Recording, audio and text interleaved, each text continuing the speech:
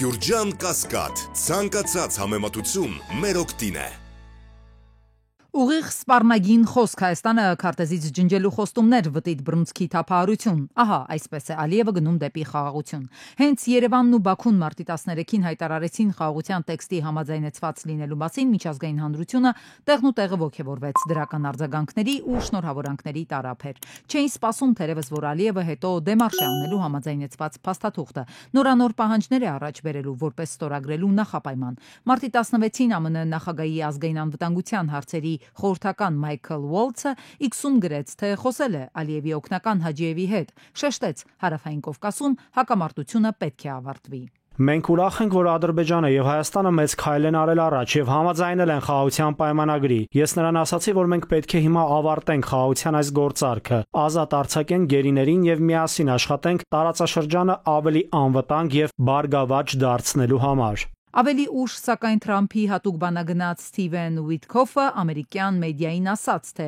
Ամերիկայի Միացյալ Նահանգները տեղին է համարում տարբեր հակամարտություններում միջնորդ դառնալը, միայն այն դեպքերում, եթե ազդեցություն ունի ու հաջողության հասնելու հնարավորություն է տեսնում։ Մանրամասնեց այդ հաշվարկները վերաբերվում են իրանցիներին, ռուսներին ու ուկրաինացիներին, նաև Ադրբեջանին ու Հայաստանին։ Ինչ է ուզում ասել Թրամփի բանագնացը։ Մասնագետները չեն շտապում, բայց ենթադրում են, Վաշինգտոնը մեծ ներգրավվածություն չի ունենա Երևան Բաքու հարաբերությունների կարգավորման հարցում։ Ամերիկայի Միացյալ Նահանգները շահեր չունի։ Գոհունակության նոտայով էր նաև Մոսկվայի արձագանքը։ Փաշինյանը Պուտինին հեռախոսով տեղեկացրեց Բաքվի հետ համաձայնության մասին։ Իմացանք նաև, որ Փաշինյանն ընդունել է Ռուսաստանի նախագահի հրավերը, հաստատելով իր մասնակցությունը մայիսի 9-ին Մոսկվայում կայանալիք տոնակատարություններին։ Ռուսաստանի արտաքին գործերի նախարարության պաշտոնական ներկայացուցիչ Զախարովան ողջունեց փաստաթղթի տեքստի համաձայնեցումը։ Աջակցում ենք այս կարևոր քայլին, ասաց վերահաստատում ենք մեր առաջարկը ռուսական հարթակ տրամադրել Ադրբեջանի եւ Հայաստանի ներկայացուցիչների շփումների համար։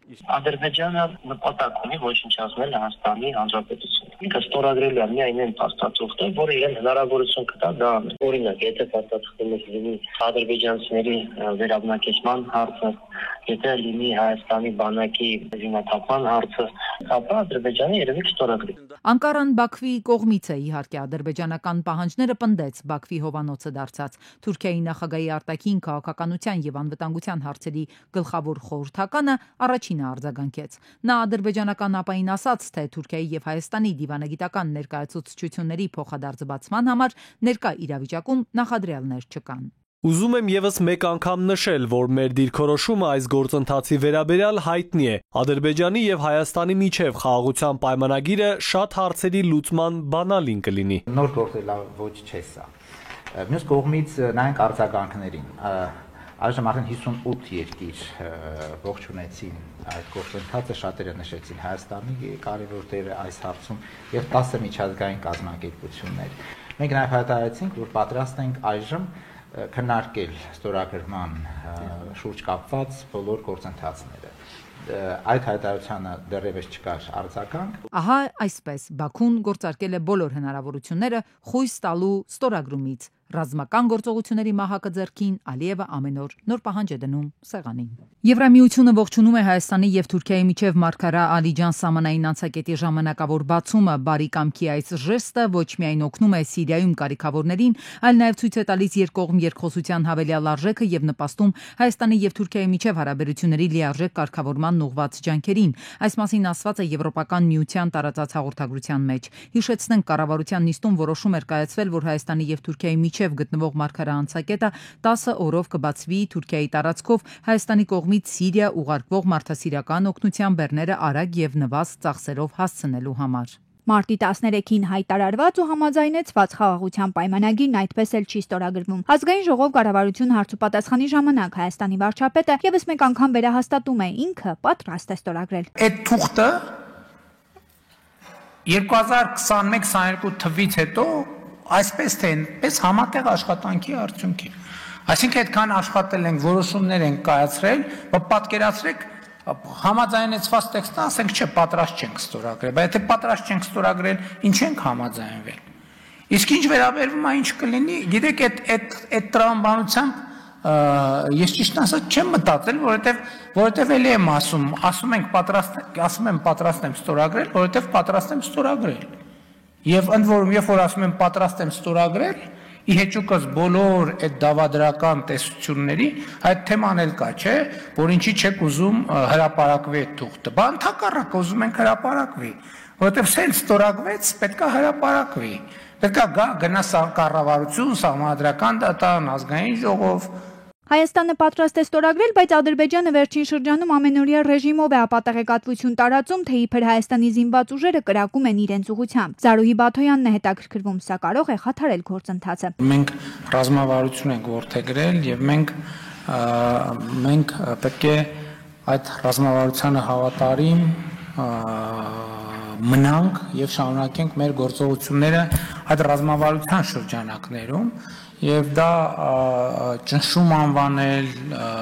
այլ բան անվանել, տեղեկատվական գրոհ անվանել, այդ ամեն ինչը այո։ Ամեն դեպքում մեր վերաբերմունքը հետեւյալն է, որ ցանկացած իրավիճակ մենք պետք է ավելի խորը եւ ավելի լավ եւ ավելի համապարփակ հասկանանք։ Վարչապետի խոսքով մտավախությունները փարատելու ամենակարճ ճանապարհը խաղաղության պայմանագիրը ստորագրելն է։ Իշխանական падգամավորները Ադրբեջանի առաջ քաշած նախապայմաններից են խոսում։ Ինչու Հայաստանը չի շտապում լուծարել ՀՀԿ Միսկի խումբը։ Որովհետև ասում ենք, մենք ուզում ենք համոզված լինել, որ ինչպես մենք ունենք քաղաքական որոշում, որ Ղարաբաղյան շարժումը չենք շարունակում, այնտեղ էլ Ադրբեջանում էլ չկա քաղաքական որոշում, որ իրենք սկսում են մի ուրիշ շարժում, ասենք օրինակ Արևմտյան Ադրբեջանի շարժում եւ այս պատմությունը ոչ թե խաղաղություն հաստատելու մասին է, այլ կոնֆլիկտային տրամաբանությունը Ադրբեջանի տարածքից Հայաստանի տարածք արտահանելու մասին։ Ես կարծում եմ, որ շատ պարզ տրամաբանություն է։ Նիկոլ Փաշինյանը նորից կրկնել է այն հայտարարությունը, որ Հայաստանն ու Ադրբեջանը փոխադարձաբար ճանաչել են միմյանց տարածքային ամբողջականությունը։ Սահմանազատման կանոնակարգերն արդեն վավերացված թղթեր են երկու երկրներում, իսկ Ալմաթայի հռչակագիրն էլ ճանաչված է որպես բազային սկզբունք։ Եվ մենք այս համատեքստում ասում ենք, որ մենք Ղարաբաղյան շարժումը մեր կողմից չենք շարունակում։ Մենք համարում ենք, որ գնում ենք ուրիշ ճանապարհով։ Եվ այս տրամաբանության մեջ մենք այդ նշանակում է, որ սահմանային միջադեպերի հետ կապված էլ ընդհանուր վերաբերմունքը եւ ընկալումը պետքա փոխվի եւ բանաձևը պետքա փոխվի։ Իսկ գերիների վերադարձի հետ կապված որևէ նոր բան Հայաստանի վարչապետը չուներ ասելու։ Միայն այն, որ այդ հարցը հումանիտար ու քաղաքական տեսանկյունից անհանգստացնում է իրենց։ Շնորհակալ եմ։ Եվրամիությունը դառնում է առավել կարևոր գործընկեր անվտանգության ոլորտում։ Խորհրդարանում Եվրաինտեգրման հարցերի մշտական հանձնաժողովի նիստում փոխարտգործնախարարն է պնդում Եվրամիության անդամակցության օրինագծի քննարկման ընթացքում։ Պարույր Հովհաննիսյանի խոսքով Եվրամիության հետ գործընկերության նոր օրակարգում առաջին անգամ անդրադարձ է եղել անվտանգային ոլորտին, որպես առանձին ուղղություն։ Ընդդիմադիր падգամավորը հարցնում է. Ինչ ենք հասկանում անվտանգային համագործակցություն ասելով։ Պատգամավորն ընդգծում է կարևոր է հասկանալ ինչ ակնկալիքներ ունենք Եվրամիությունից, օրինակ արտաքին պաշտպանական թե ներքին անվտանգային։ Որոշ կոմպոնենտներով իրանք չունեն այնուամենայնիվ անվտանգության ձևավորված միասնական համակարգ։ Կան ազգային ինչ-որ էլեմենտներ, ազգային բանակներ եւ այլն, բայց դրանք էլ կոորդինացնում եւ աշխատում են Եվրամիությունից դուրս դեռևս։ Բոլոր ոլորտներն են մեզ հետաքրքիր, թե արտաքին պաշտպանական եւ թե ներքին անվտանգային պատասխանում է փոխարտգործնախարարը։ Ընդդիմադիր падգամավորը մեկ այլ դիտարկում էլ ունի, ասում է. հանրության ամենաշատը հետաքրքրում է վիզաների ազատականացման հարցը։ Հետաքրքրվում է այս մեկ տարվա բանակցությունների արդյունքում ինչ պատկեր ունենք, ինչ ժամկետներում արդյունքի կհասնենք։ Փոխարտգործնախարարը արձանագրում է. այս հարցում դեռևս հաջողություններ չկան։ Թերևս ցավոտ հարցն է, քանի որ այդ ոլորտը երևի միակ ոլորտն է, որտեղ չեն կարող ասել, որ բարևած ենք համագործակցությունով, դա վիզաների հեշտացման պայմանագրի ոչ լիակատար իրականացումն է։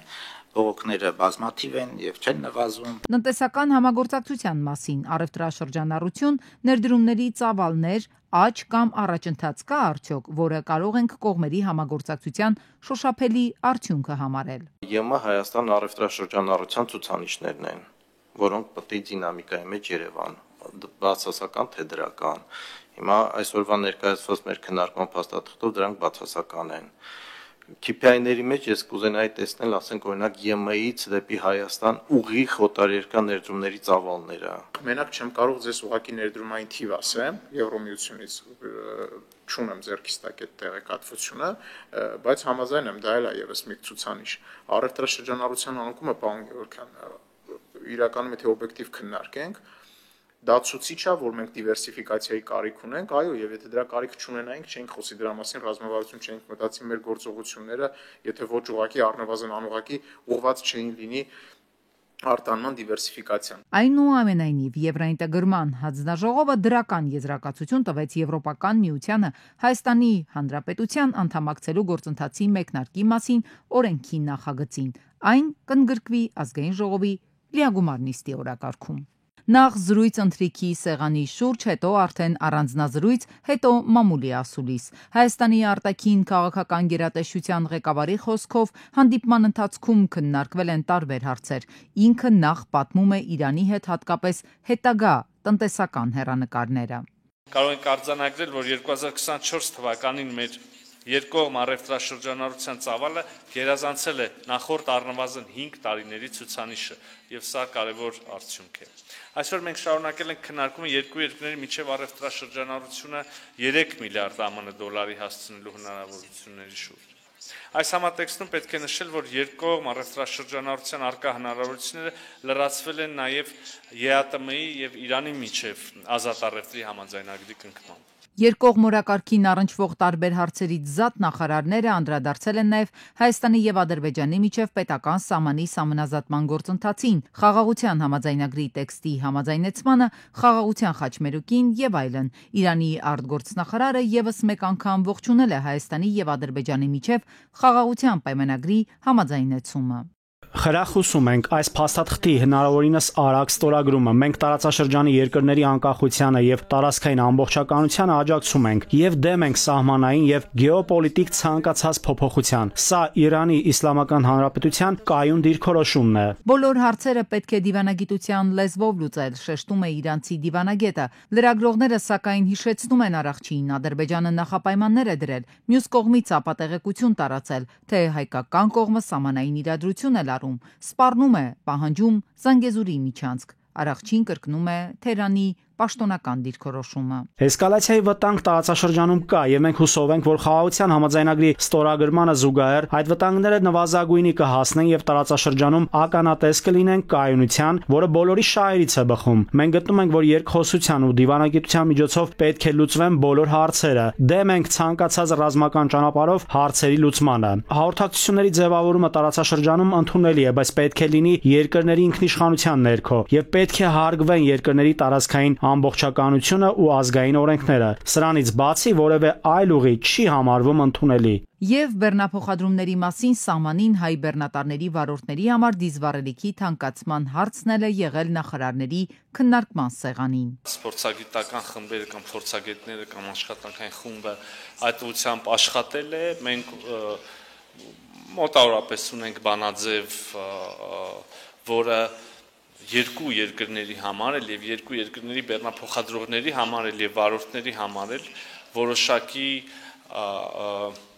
պարզեցումներ եւ ավելի հարմարավետություն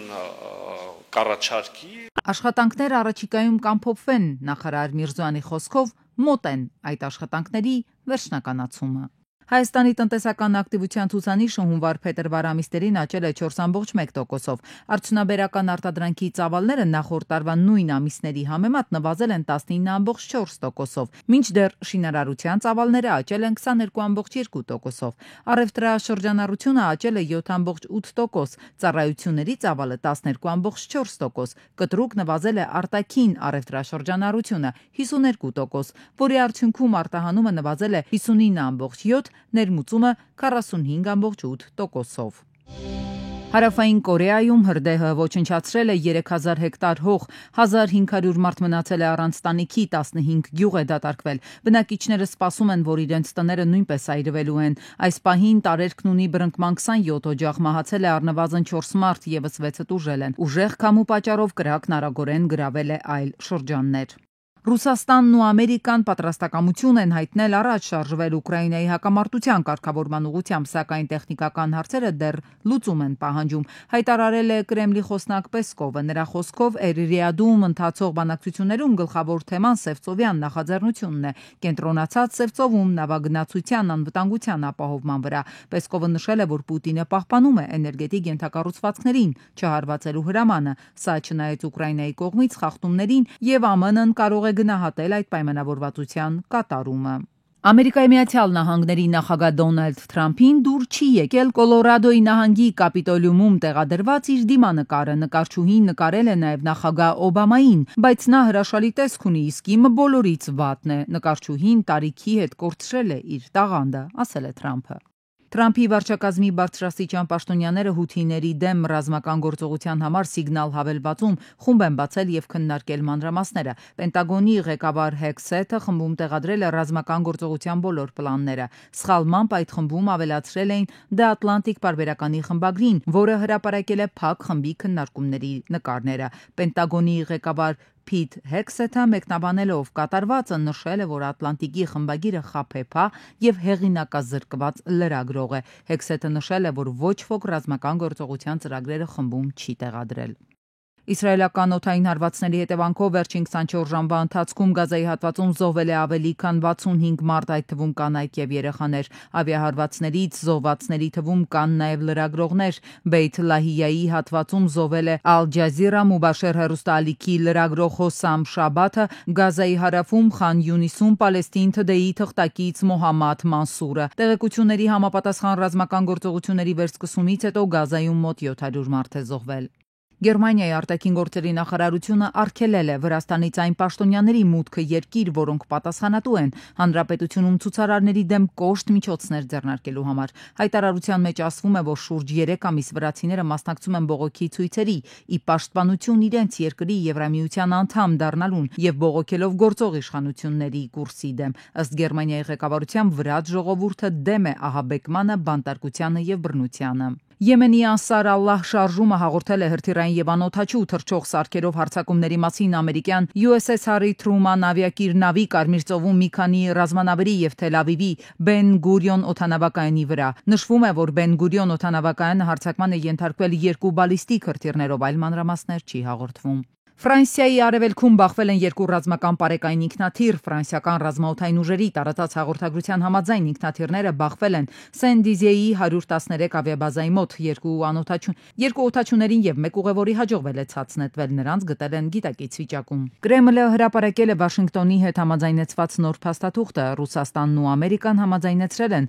ռուսական եւ ուկրաինական օբյեկտների ցանկը, որոնք ենթակա են էներգահամակարգին հարվածների ժամանակավոր մորատորիումի գործողության։ Դրանք են նավթավերամշակման ձեռնարկությունները, նավթա եւ գազատարները եւ պահեստները, էլեկտրաէներգիա արտադրող եւ փոխանցող ենթակառուցվածքները, ատոմակայանները եւ հիդրոէլեկտրակայանների ամբարտակները։ Ժամանակավոր մորատորիումը գործում է 30 օր, սկսած 2025 թվականի մարտի 18-ից եւ փոխադարձ համաձայնությամբ կարող է երկարաձգվել։ Ըստ փաստաթղթի պայմանների խախտման դեպքում հակառակ կողմը իրավունք ունի իրեն ազատ համարել պարտավորություններից։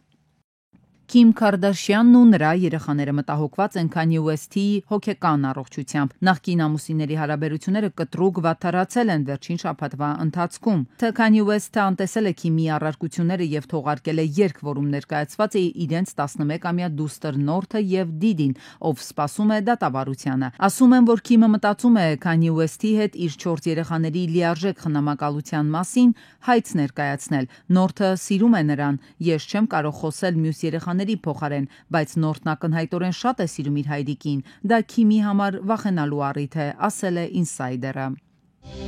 Գարուն է, անցումային փուլ, եղանակի կտրուկ փոփոխություններն ազդում են ինքնազգացողության վրա։ Բժիշկն ասում է, այս օրերին նկատելիորեն ավելացել են բուժառուների գանգատները, ու այստեղ առաջին շարքում սիրտանոթային հիվանդություններ ունեցողներն են։ Զարկերակային գերճնշումը թռիչքային տատանումներ է ունենում։ Դրա համար են մասնագետները կարևորում տարվա այս ժամանակահատվածում թեկուզ եւ չփոխված ինքնազգացողությամբ բժշկի այցելելը, ասել է թե գարնանային խորհրդատվությանը հետևելն ու շտկումների անցնելը։ մեր հոգեհուզական ֆոնն էլ է դառնում շատ լյադիլ, շատ տատանողական է շրջանում, գարնանային, դառնում ենք ավելի խոցելի, ավելի զգայուն, ավելի հուզական եւ շատ հաճախ այդ սրտի ցավերը կարելի է գնահատել որպես հենց հոգեհուզական սֆերայի խանգարումներ, ոչ թե որպես սրտի ցավ։ Կերակուրն էլ ենք փոխում, ծանր ձմեռայինից քիչ-քիչ բանջարեղենային սնունդի ենք վերադառնում։ Սա էլ օրգանիզմից իր արձագանքն է գտնում։ Լինում են տարբեր խանգարումներ, վկնացության զգացողություն, իժոգաներ, սրտխառնոցներ եւ այլ։ Քիչ գործ առաջ շուտ հոգնում ենք ձևակերպումը բուժառուների դժգոհությունների շարքից է։ Բժիշկն ասում է, քրոնիկ հոգնածության համախտանիշն է։ Սա էլ ակտիվ շրջանում է։ Պետք է լրացնենք մեր վիտամինային եւ միկրոէլեմենտային դեֆիցիտը, որը որ առաջացել է ձմեռային սեզոնին։ Մենք պետք է բարձրացնենք մեր իմուն համակարգը։ Սուր շնչառական վարակներն ի դեպ գարունն են սիրում, ինչպես բանաձևում են բժիշկները։ Մասնագետները պնդում են, սրանք են այս սեզոնին առավել հաճախ բարդացնում վիճակը, հատկապես ուղեկցվող քրոնիկ հիվանդությունների, երբեմն նաև իրենց ոչ բնորոշ սիմպտոմներով են դրսևորվում։ Գոյ թատրոնի գոյաբանական պայքարի էպոպեան 1 տարի է չի ավարտվում, թատրոնի փակումից հետո էլ կրքերը չեն հանդարտվում, Գոյի կառավարման խորհրդի նախագահն է աղզանգում, ոչնչացնում ու ջնջում են իրենց պատմությունը, նախ փակեցին թատրոնը, հիմա էլ ապամոնտաժել են հանդիսատեսի համար նախատեսված նստատեղերը։ Արզումանյանը խնդրի վերաբերյալ բաց նամակով դիմել է մշակույթի նախարարին, պահանջել դադարեցնել թատրոնի վերացման ուղղված քայլերը։ 120 տեղ նստարանների հետ դեպի sense ամֆիթատրոն կոչվածը զրոյացվել է դեպի գետնին։ Այն սկզբից ինչը որ մենք ասում էինք, բարձրաձայնում էինք, ահազանգում էինք, որ ասում էինք Գոյի թատրոնը վերացնում են, ես ասում եմ ինչ է, միացնում ենք։ Բայց այսօր տեսեք շատ կոնկրետ հայտարարություն անում Վարդան Մկրտչյանը, Գոյի թատրոն չկա։ Սունդուկյանի թատրոնի տնօրեն Մկրտչյանը սակայն նկատում է իրականացվող աշխատանքները ուրիշի տարածքում չեն, տարածքն ի սկզբանե իրենց է պատկանել։ Հիմա այն կառավարության որոշմամբ վերադարձվել է Մայր թատրոնին։ Այդտեղ վերանորոգման աշխատանքներ են նախատեսում։ Սունդուկյան թատրոնում պարբերաբար ոչ միայն այդտեղ վերանորոգման աշխատանքներ ընթանում են եւ ընթանալու են։ Ինչ է կառուցվելու այդ տարածքում։ Տարածքի իր տրամաբանությունը չի փոխելու։ Մենք աշխատանքներ անում եւ տանում ենք մեր տարածքում։ Մենք մեր տարածքից դուրս ուրիշի տարածքում աշխատանք չենք անում։ Արզումանյանը մշակույթի նախարարության այս գործը լավ ոճը Գոյ թատրոնի ժառանգությունը վերջնականապես ջնջելու մտադրություն է որակում։ Նկատում,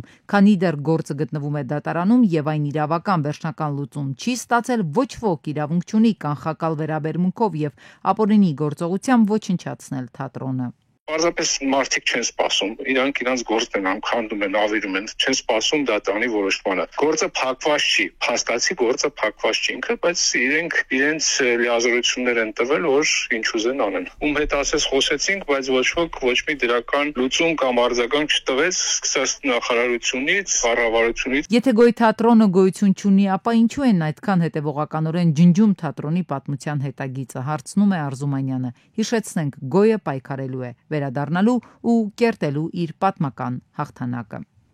Մարտի 25-ին ողբերգական դեպք է տեղի ունեցել Կոտայքի մարզում Նոր Գեղի Թևոսյան փողոցի տներից մեկում դի է հայտնաբերվել։ Օպերատիվորեն ժամանել են ոստիկանության Նաիրի բաժնի օպերատիվ խումբը բաժնի պետի գլխավորությամբ, ոստիկանության բարեկային ծառայության Կոտայքի մարզի գումարտակի 2-րդ վաշտի առաջին դասակի բարեկները։ Ըստ տեղեկությունների մահացածը Հնդկաստանի քաղաքացի է, նա մի քանի հնդիկների հետ բնակվում էր այդ հասցեում։ Ըստ նախնական տեղեկությունների նա հանկարծամա է եղել դեպքի փաստով Նաիրի քնչական բաժնում նախաձեռնվել է քրեական վարույթ։ Մարտի 24-ին Երևան Սևանի Ջևան ճանապարհին Դոջը վրայերթի է ենթարկել փողոցը չթույլատրելի հատվածով անցնող հետիոտնի։ Վարորդը փախուստի չի դիմել, հազանգել է շտապօգնություն ու մինչև բժիշկների ժամանումը օգնություն է ցուցաբերել վրայերթի ենթարկվածին։ Սակայն հետո բժիշկներն արձանագրել են հետիոտնի մահը։ Հետո վարորդն հազանգել է նաև ոստիկանության Սևանի բաժին։ Ժամանել են ոստիկանության բարեկային ծառայության Գեղարքունիքի մարզի գումարտակի առաջին վաշտի բարեկները։ Վարորդը եղել է սթափ։ Ժամանել են նաև համայնքային ոստիկանության Սևանի բաժնի օպերատիվ խումբը բաժնի պետի գլխավորությամբ։ Բարեկները սահման ազատել են տարածքը դեպքի մասին ոստիկանության Սևանի բաժնից տեղեկությունը փոխանցել են Հայաստանի քննչական կոմիտեի Գեղարքունիքի մարզային քննչական վարչության Սևանի քննչական բաժին, որտեղից դեպքի վայր է ժամանել քննչական խումբը վարչության պետի եւ Սևանի քննչական բաժնի պետի եւ օրվա հերթապահ քննիչի գլխավորությամբ։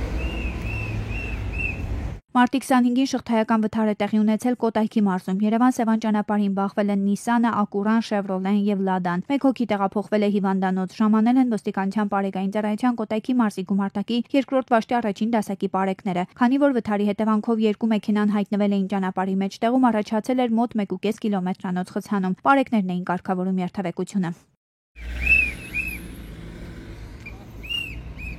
Օպերատիվորեն ժամանել են նաև իմ տեղեկություններով ապահովագրական ընկերությունների ներկայացուցիչները։ Մեկ այլ շղթայական վթար էլ տեղի ունեցել մարտի 24-ին Նոր Հաչնի կամրջի սկզբնամասում բախվել են BMW-ն, Mercedes-ը, Opel-ն ու VAZ 2104-ը։ Մեկ հոգու օպերատիվորեն ժամանակ շտապօգնության բժիշկների հերթապախումբը տեղում բուժօգնություն է ցուցաբերել, սակայն վիրավորը հրաժարվել է հիվանդանոց մեկնել։ Մինչ շտապօգնության ժամանումը վարորդներին ու վիրավորին օգնություն են ցուցաբերել վթարի հարևանությամբ գործող բենզալցակայանի աշխատակիցները։ Ժամանել են ոստիկանության բարեկային ծառայության Կոտայքի մարզի գումարտակի 2-րդ վաշտի առաջին դասակի պարեկները։ Դեպքի վայր է ժամանել նաև համայնքային ոստիկանության գլխավոր վարչության Նայիրի բաժնի պետ Սուրիկ Ջանիկյանը համայնքային ոստիկանների հետ։ Աբովյան Իսահակյան փողոցների խաչմերուկում էլ բախվել են Mercedes-ն ու Երևանի քաղաքապետարանի հաշվեկշռում հաշվառված թիվ 20 երթուղին սպասարկող ավտոբուսը։ Բախման հետևանքով Mercedes-ը դուրս է եկել երթևեկելի գոտուց, կոտրել մայթեզրին տեղադրված երկաթե ճաղավանդակները, ապա ցուցանակը ու հայտնվել մայթին։ Օպերատիվ է գործել Երևանի շտապօգնության բժիշկների հերթապախումբը։ Նրանք տեղում բուժօգնություն են ցուցաբերել 2 հոգու, որոնցից մեկը տեղափոխվել է հիվանդանոց։ Ժամանել են ոստիկանության բարեկային ծառայության Երևան քաղաքի գնդի 4-րդ գումարտակի առաջին բաշտի պարեկները։ Պարեկները տեղում պարզել են, որ վիրավորը ոչ թե 2-ն է, այլ 1, իսկ քաղաքացիները նշում են 2 հոգու։ Հավանաբար վիրավորներից մեկը հրաժարվել է հիվանդանոց մեկնելուց։